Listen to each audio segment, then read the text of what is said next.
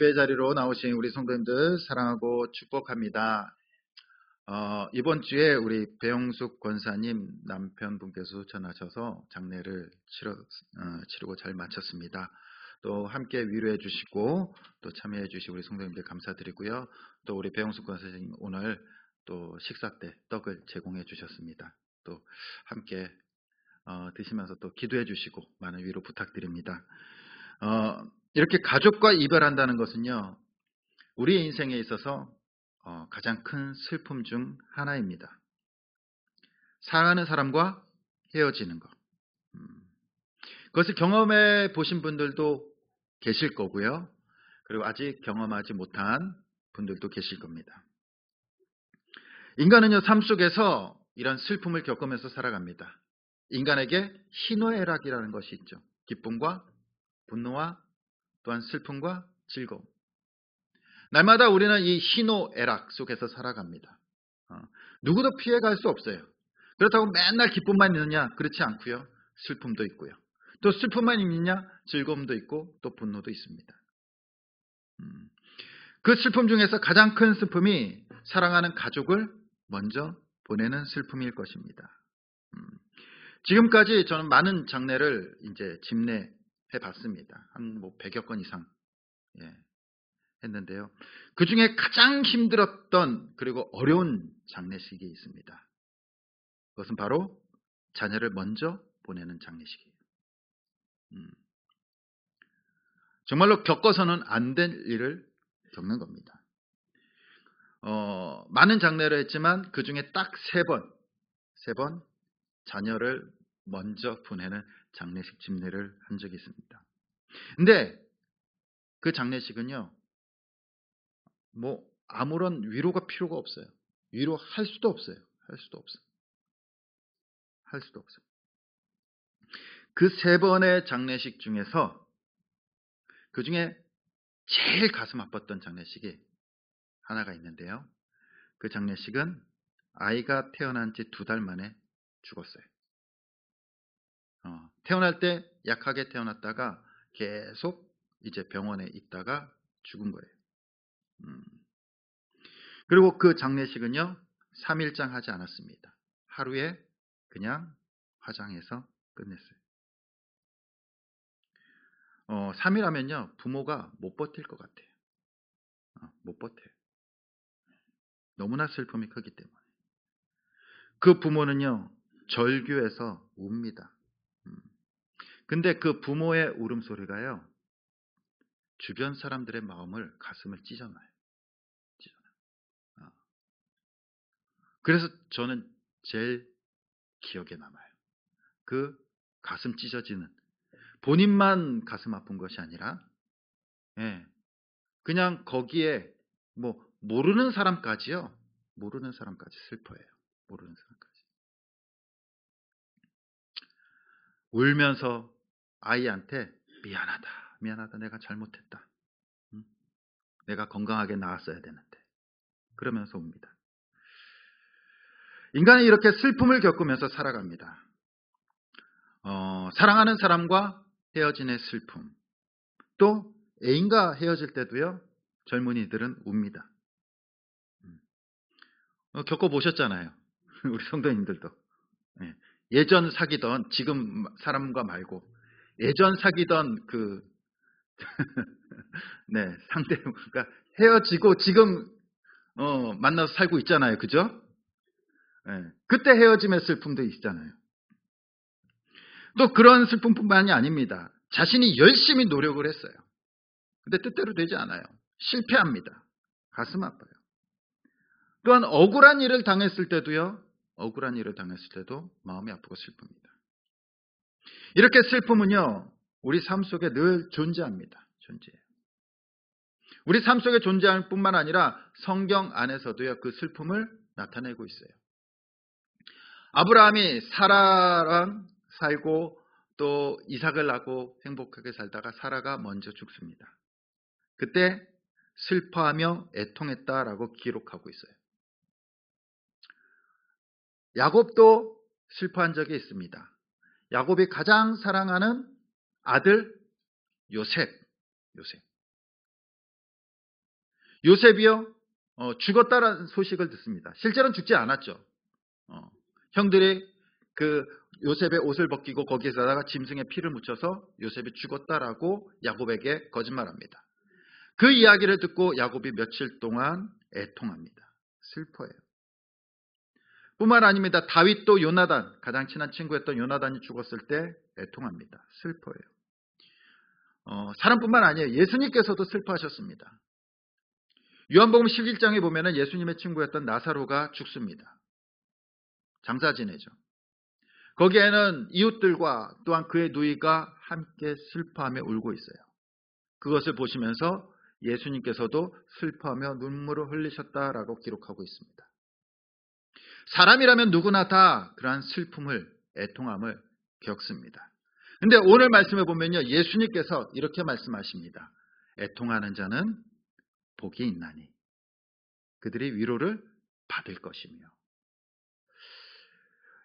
슬퍼하는 사람이 복이 있다라는 겁니다. 애통하는 사람이 복이 있다라는 겁니다. 이것이 일반적으로 맞을까요? 슬픔이 복이 됩니까? 애통이 복이 됩니까? 근데 어떤 사람들은 이렇게 얘기합니다. 정말 맞는 말이라고 이야기하는 사람들도 있어요. 왜냐하면 애통하고 슬퍼서 울고 나면요, 기분이 좋아진다라는 거예요. 기분이 좋아진다라는 거예요. 그래서 그것이 복이다라고 말하는 사람도 있습니다. 그런데 오늘 예수님께서 말씀하신 이 애통은요, 헬라어로 펜데오라는 단어를 씁니다. 근데 이 펜데오라는 단어는 좀 특별한 의미가 있어요.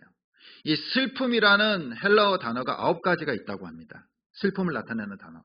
그 중에서 가장 큰 슬픔이 이 펜데오라는 슬픔이에요. 근데 이 펜데오라는 단어를요, 예수님께서 산상수훈을 하시면서 팔복에 사용하세요. 애통하는 자는 복이 있다.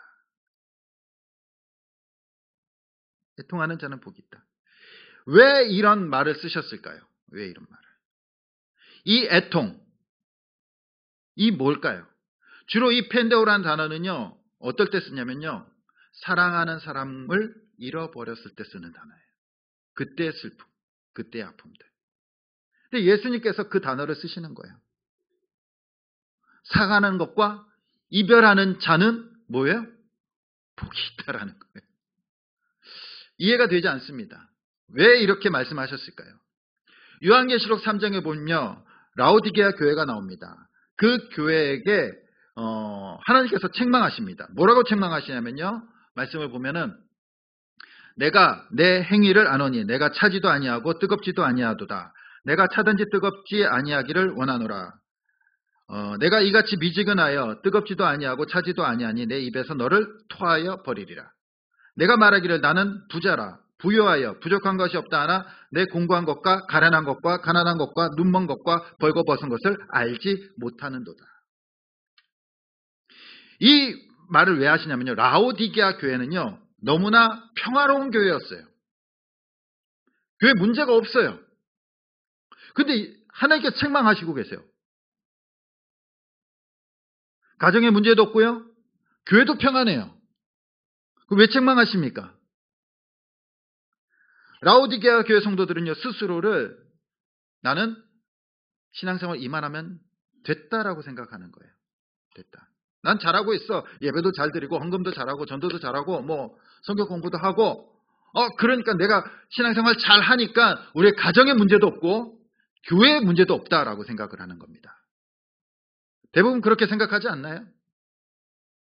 가정에 문제가 없고 또 삶에 문제가 없어요. 그러면요, 나는 신앙생활 잘하고 있어. 이 정도면 괜찮아. 합격점이야. 하나님께서 나에게 복을 주셔서 내가 평안한 거야 라고 생각한다는 겁니다. 그런데 반대로 하나님께서 뭐라고 이야기하시냐면요, 내가 너를 토하여 버리겠다. 책망하고 계세요. 책망하고 계세요. 우리는 아무 문제가 없으면 잘하고 있다라고 생각을 해요. 근데 하나님의 관점은요, 그것이 아니라는 거예요. 아니라는 거예요. 예수님 당시에도 이런 사람들이 있었습니다. 누구였냐면요, 바리새인들과 서기관들이었어요. 종교 지도자들이었습니다. 내가 이 정도 신앙생활 하면은 잘하고 있는 거야. 잘하고 있는 거예요. 내가 말씀대로 살려고 열심히 노력하고 성경도 많이 읽고 그 다음에 많은 사람들도 가르치고 지도자로서 본을 보이고 있잖아. 본을 보이고 있잖아. 나 이 정도면은 합격점이야. 신앙생활 합격점. 우리 사랑하는 성도님들은 어떻게 생각하십니까? 본인 신앙생활 잘하고 있다고 생각하십니까? 그 순간 주님께서 말씀하십니다. 내가 너를 토하여 버리겠다. 그것이 뭡니까? 신앙의 교만이에요. 신앙의 교만. 나 이 정도면 잘하고 있지 않습니까? 가정도 편안하고 우리 자녀들도 편안하고 사업도 편안하고 뭐 교회도 편안한 것 같은데 하나님께서 내가 잘하고 있으니까 이렇게 편안하게 해주시는구나. 하나님께서는 아니라는 거예요. 아니라는 거예요. 예수님께서 그들을 향해서 지금 이야기하고 있는 거예요. 이 정도면 잘하고 있다라고 생각하는 유대인들을 향해서. 이 팔복은요, 세상의 복이 아니에요. 세상의 복이 아니에요. 영적인 복을 말씀하고 있는 겁니다. 영적인 복을. 그러므로 예수님께서 말씀하시는 애통 역시요, 육체적인 슬픔이 아니라 뭘까요? 영적인 슬픔을 말씀하고 있는 거예요. 영적인 슬픔. 초대교회 교부신학자였던 히에로니무스는요, 이 말씀에 대해서 이렇게 해석했습니다. 여기서 애통하는 것은 자연의 공통된 법칙을 따라 죽은 자들을 위해서 우는 것이 아니라, 그러니까 헤어짐의 슬픔, 사랑하는 자의 슬픔을 이야기하는 것이 아니라 영적 죽음의 죄와 허물을 위해 우는 것이다 라고 얘기하는 거예요. 즉 나의 죄로 인해서 내가 죄 때문에 죽었던 내 자신을 슬퍼하는 거예요. 가장 사랑하는 것이 뭡니까? 인간에게 있어서 옆 사람이에요? 아니에요. 인간은요, 자기 자신을 가장 사랑해요. 가장 사랑해요. 그래서 내 자신을 위해서라면요, 누구든지 배신할 수도 있어요. 내 자신을 위해서라면요, 뭐든지 할 수 있어요. 내 자신을 위해서 살아가잖아요. 그 애통이 뭡니까? 내 자신이 죄 때문에 죽은 것에 대한 슬픔이에요. 죄 때문에 죽은 것에 대한 슬픔. 그것을 주님께서는 애통하는 자라라고 말씀하시는 겁니다. 죄로 인해서 내가 죽었기 때문에 슬픈 거예요. 하나님과 분리되었기 때문에 슬픈 겁니다. 통곡하는 겁니다. 단순히 우리가 살아가면서 실패를 경험하거나 좌절을 경험하거나 또한 사람과 헤어짐의 슬픔을 말씀하시는 것이 아니에요. 세속적인 이유가 아니라 신앙적인 이유로 우는 자가 복되다라고 말씀하시는 겁니다. 이렇게 애통하는 사람이 이제 성경에 등장합니다. 누구냐면요, 시편 51편에 이런 시가 쓰여져 있습니다. 우리 1절부터 51편 1절부터 3절까지 우리 같이 한번 읽어보겠습니다. 시작.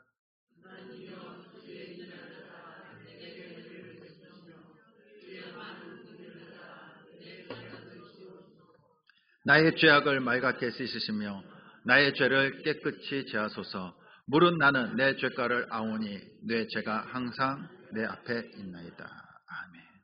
하나님 앞에 철저히 회개하는 시예요. 자신의 죄를 회개하는. 이걸 누가 썼냐면요, 다윗이 씁니다. 다윗이 이스라엘 왕이 되었을 때입니다. 다 평안해요. 근데 문제는요, 평안할 때 일어나요. 평안할 때 아무런 근심 걱정 없다라고 생각하는 순간 사람은요, 교만에 빠지기 시작하고요. 이 정도면 잘하고 있다라고 스스로를 자만하기 시작해. 평안하면. 그러면요, 문제가 발생해요. 어떤 문제가 발생합니까? 자기의 이제 군사들은 다 이제 전쟁하러 나갔어요. 더 이상 다윗이 나가서 싸우지 않습니다. 평안해요. 걱정 근심 없어요. 이기고 돌아오겠지. 그래서 밤에 잠이 오질 않아요. 낮잠을 많이 잤는지 모르겠지만. 밤에 그 왕궁을 거니다 보니까요, 한 집이 눈에 시선에 고정이 됩니다. 거기에 보니까 아름다운 여인이 보이는 거예요. 그래서 신화시켜 불러옵니다. 그리고 동침을 해요. 알고 보니까 자신의 신복이었던 우리아의 아내 바세바입니다. 그 바세바가 임신을 하게 돼요. 이제 그 남편은 전쟁터에 나가 있는데 임신을 해버린 거예요. 그러면 그 남편이 돌아오면 어떻게 될까요? 네, 난리 나겠죠. 뭐 죽임을 당하든지 그 남자가 누군지 찾아내든지 뭐 그러겠죠. 자신의 죄가 발각될 것을 두려워합니다. 그래서 그 자신의 신복이었던 우리아를요 최전방에 배치시켜서 앞장서서 싸우게 해서 죽여요. 이제 아무도 몰라요. 아무도 몰라. 정말 아무도 모를까요? 하나님께서 아시는 거예요. 하나님께서 나단 선지자를 보내십니다. 그리고 나단 선지자가 이제 한 비유 이야기를 들려줍니다. 한 마을에 양이 많은 부자와 양이 한 마리밖에 없는 가난한 사람이 있다라는 겁니다. 이 양이 한 마리밖에 없는 가난한 목자는 그 양이 뭐예요? 자식 같은 거예요. 자기 전 재산이에요. 자식 같은 전 재산. 근데 어느 날 이 부잣집에 손님이 찾아옵니다. 이 부자가 자신의 양을 죽이려고 하니까 아까운 거예요. 그래서 가난한 사람의 그 양 한 마리밖에 없는 그 양을 뺏어옵니다. 강제로 뺏어가지고 죽여서 손님을 대접해요. 그 이야기를 듣자 다윗이 어떻습니까? 분노를 일으킵니다. 아니, 우리나라에 이런 악한 사람이 있단 말인가? 내가 그 사람을 반드시 죽이겠다라고 선포합니다. 그때 나단 선지자가 이렇게 한 거예요. 그게 바로 당신입니다. 당신. 그때서야 다윗이요 자신의 죄를 깨닫게 돼요. 자기가 모든 것을 다 가지고 있었지만 우리아의 하나밖에 없는 아내를 취하잖아요. 그러면서 회개하기 시작합니다. 회개하기. 내가 죄인입니다. 내가 죄 중에 출생했습니다. 언제나 죄가 내 앞에 있습니다. 죄를 짓는 것이 정말 내 숨 쉬는 것과 같고 밥 먹는 것과 같습니다. 그게 내 본능이고 또한 나의 죄악입니다. 밤새 침상을 적시면서 통곡하며 회개합니다. 이것이 애통이라는 거예요. 애통이라. 자신의 죄를 깨닫고 눈물을 흘리면서 가슴을 찢으면서 통곡하는 것. 바벨론 포로 때 학사 에스라라는 사람이 있었습니다. 그는 2차 포로 귀환 때 많은 사람들을 이제 이끌 지도자였습니다. 그는 이제 민족의 죄에 대해서 회개하기 시작합니다. 에스라서 9장 7절에서 8절에 보면은 우리 조상들의 때로부터 오늘까지 우리의 죄가 심함에 우리의 죄악으로 말미암아 우리와 우리의 왕들과 우리 제사장들을 여러 나라들의 손에 넘기사 칼에 죽으며 사로잡히며 노략을 당하며 얼굴을 부끄럽게 하심이 오늘날과 같으니이다. 바로 자기가 죄를 짓지 않았지만 우리 민족이 하나님 앞에 죄를 지어서 지금 이 시간까지 포로 생활하고 있습니다. 우리를 용서해달라는 거예요. 우리의 죄악을 용서해달라는 거예요. 그리고 10장 1절에 보면은 이렇게 기록되어 있습니다. 우리 함께 읽겠습니다. 시작.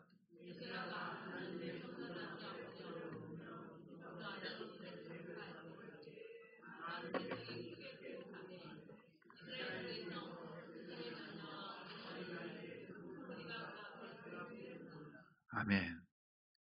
그 죄 때문에 자신의 죄예요? 백성의 죄 때문에 통곡하며 울 때 하나님의 위로와 성령 충만함이 거기에 임하게 됩니다. 이것이 애통입니다. 인간적인 슬픔이 아니라 죄로 인해서 나의 죽음을 슬퍼하는 거예요. 죽음을. 그것을 통곡하는 겁니다. 우리 사랑하는 성도님들, 우리에게 가슴 찢을 애통이 언제 있으셨습니까? 회개가, 이러한 아픔의 회개가 언제 있으셨습니까? 왜 오늘날 우리는 그렇게 울면서 울면서 애통하지 않나요? 울면서. 너무나 평안하십니까? 이 정도면 됐다라고 생각하십니까? 사도 바울은 모든 사람들의 본이 되는 사람이었습니다. 신앙의 본. 그런데 그는요, 평생 애통하는 사람이었어요. 애통하는 사람. 로마서 7장 21절에서 25절에 보면요, 그는 이렇게 고백합니다. 그러므로 내가 한 법을 깨달았노니 곧 선을 행하기 원하는 나에게 악이 함께 있는 것이로다. 나는 말씀대로 살고 싶은데 내 안에 날마다 악이 있다라는 것을 발견하게 돼요. 내 욕심대로 살아가고 싶은 거, 내 성질대로 살아가고 싶은 거, 내가 하고 싶은 대로, 내 유익대로 살아가고 싶어하는 그 악이 늘 안에 있다라는 거예요. 내가 편안하게 살고 싶어하는 거. 내 속사람으로는 하나님의 법을 즐거워하되 내 지체 속에서 한 다른 법이 내 마음의 법과 싸워 내 지체 속에 있는 죄의 법으로 나를 사로잡는 것을 보는도다. 늘 그 하나님의 말씀을 순종하는 자아와 또한 죄악의 자아가 늘 충돌하면서 싸우고 있다라는 거예요. 싸우고 있다라는 거예요. 그래서 사도 바울이 24절에 이렇게 고백합니다. 우리 같이 한번 읽어보겠습니다. 시작. 오라 나는 공고한 사람이로다. 이 사망의 몸에서 누가 나를 건져내랴. 로마서는요, 사도 바울이 말년에 기록한 책이에요. 근데 뭐라고 얘기합니까? 나는 공고한 사람이로다. 이 사망의 몸에서 누가 나를 건져내랴. 늘 죄와 싸우고 있는, 자신의 죄악과 늘 싸우면서 애통하고 있는 그 자신을 발견하면서 그는 이렇게 고백하는 겁니다. 이것이 진정으로 하나님 앞에 애통하는 겁니다. 바울은 매일 죄와 싸우며 애통하는 삶을 살았습니다.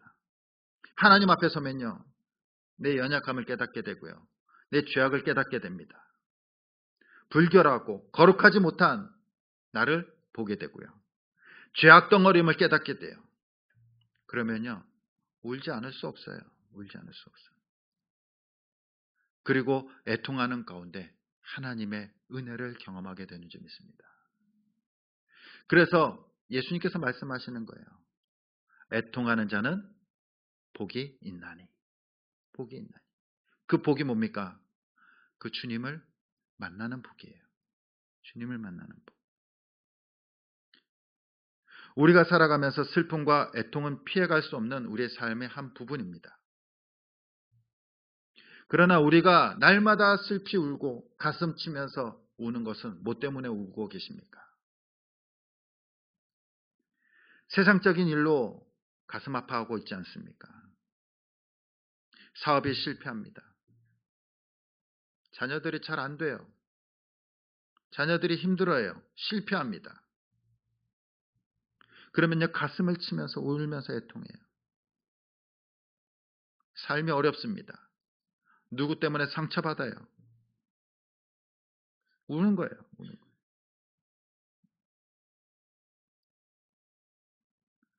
내가 잘 편안하게 살고 싶지만 내 뜻대로 되지 않아요. 걱정이 되면서 슬퍼하며 웁니다. 이것은 뭡니까? 우리의 육신 때문에 우는 거예요.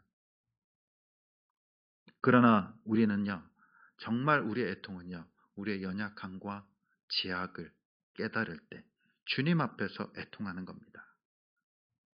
우리는 세상에서 우는 사람이 아니라 하나님 앞에서 우는 사람이 되어야 될 줄 믿습니다. 그것을 주님께서 뭐라고 말씀하십니까? 애통하는 자는 복이 있나니.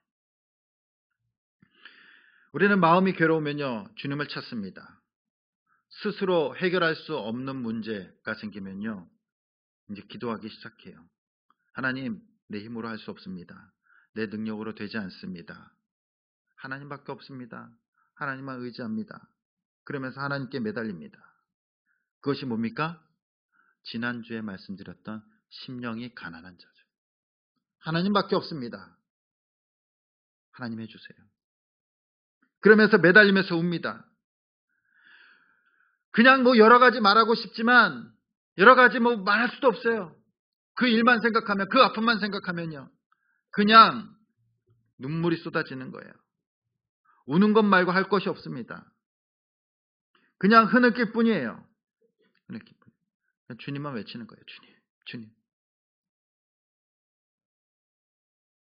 그렇게 한참을 기도하고 나면요, 이제 하나님과 좀 가까워진 것 같아요. 아, 하나님께서 나를 함께 하시는구나. 내 기도를 들으시는구나. 하나님과 조금 친밀해집니다. 그래서 심령이 가난한 자는 복이 있나니 천국이 그들의 것이며, 심령이 가난한 자가 나와서 하나님밖에 없습니다. 막 기도하면요, 하나님께서 그 가운데 임재하여 주십니다. 천국이 임하는 거예요. 임하는 거예요. 근데 거기서 끝나지 않아요. 주님을 만나면요, 거기서 끝나지 않습니다. 주님을 만나는 순간 또 한 가지 깨닫게 하십니다. 하나님 앞에 서고 예수 그리스도 앞에 서는 순간 우리의 연약함과 우리의 죄악을 깨닫기 시작해요. 하나님께서 지금까지 이렇게 인도해 주셨는데 그것을 회상하면서 가슴 아파합니다. 문제 때문에, 내 개인의 문제 때문에 주님을 찾았지만 이제 더 나아가 자신의 죄악과 연약함을 발견하게 돼요. 그리고 무엇을 떠올릴까요? 예수 그리스도의 십자가를 떠올립니다. 아, 주님께서 나를 위해서 죽으셨구나. 내 이런 연약함과 죄악 때문에 주님께서 죽으셨구나. 그 예수 그리스도의 십자가가 선명하게 나에게로 다가옵니다. 그리고 처음에는 심령이 가난해서 울고 애통했지만 지금은 이제 바뀌는 거예요. 나의 죄 때문에 울기 시작하는 거예요. 나의 연약함 때문에 울기 시작하는 겁니다. 주님 잘못했습니다. 아, 그 문제 보니까 내 욕심 때문이었어요. 내 성질 때문이었어요. 내 자존심 때문이었고 내가 잘못된 선택을 했기 때문이에요. 주님, 내가 죄인입니다. 내가 어리석었습니다. 내 죄악 때문에 시작된 거군요.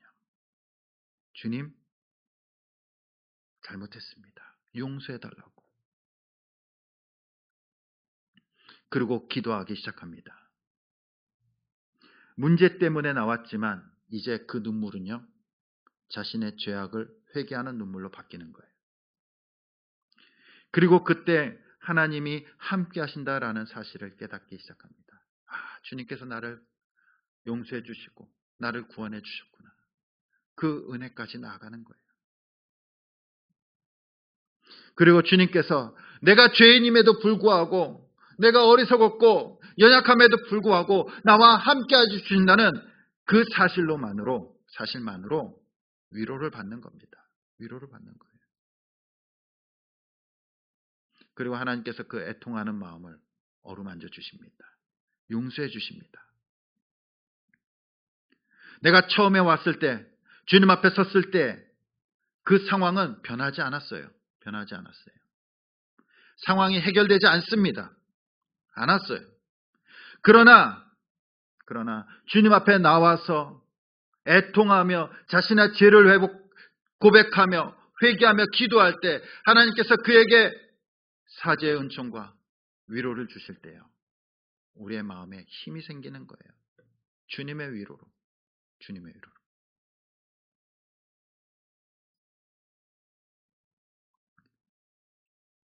하나님께서 안아주시고 위로하십니다. 문제는 해결되지 않았지만 그 마음은요, 해결이 됐어요. 하나님의 위로로, 그 힘으로 다시 일어서게 됩니다. 그것이 뭡니까? 애통하는 자는 복이 있나니 그들이 위로를 받을 것이며, 위로의 복을 받게 되는 줄 믿습니다. 우리 사랑하는 성도님들, 우리의 복은요, 바로 우리의 죄를 회개하며 주님을 만날 때부터 시작되는 거예요. 문제 해결이 복이 아니에요. 아무리 잘 돼도요, 편안해도요, 주님이 없으면요, 그것은 복이 아니라 저주예요. 내가 지금 잘 나가고, 돈도 잘 벌고, 지위도 좋고, 힘도 세고, 편안하고, 아무 문제 없다고 할지라도 주님과 끊어져 있으면요, 그것은요, 천국이 아니라 지옥이에요.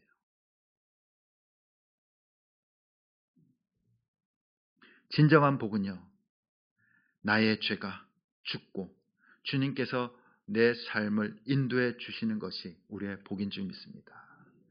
예수님께서 그걸 말씀하시는 거예요. 이 팔복은요. 우리가 주님 앞에 나아가서 우리의 죄악을 고백하고 우리의 연약함을 고백할 때 주님께서는 우리를 싸매 주시고 우리를 위로해 주시고 우리를 회복시켜 주실 줄 믿습니다. 그 주님의 위로가 우리를 다시 일어서게 하고요. 다시 세상과 마주치게 한다는 겁니다. 우리 사랑하는 성도님들, 매일 애통하는 자가 되길 소원합니다. 매일 주님 앞에서 우리의 연약함을 고백하고 우리의 죄악을 고백함으로 매일 우리 성도님들의 마음과 삶을 위로해 주시고 만져주심으로 우리가 그것만으로 힘을 얻고 주님과 함께 이 세상을 정말로 복된 인생으로 살아갈 수 있는 저와 여러분들 될 수 있기를 간절히 주님의 이름으로 축원드립니다. 이 시간 우리 함께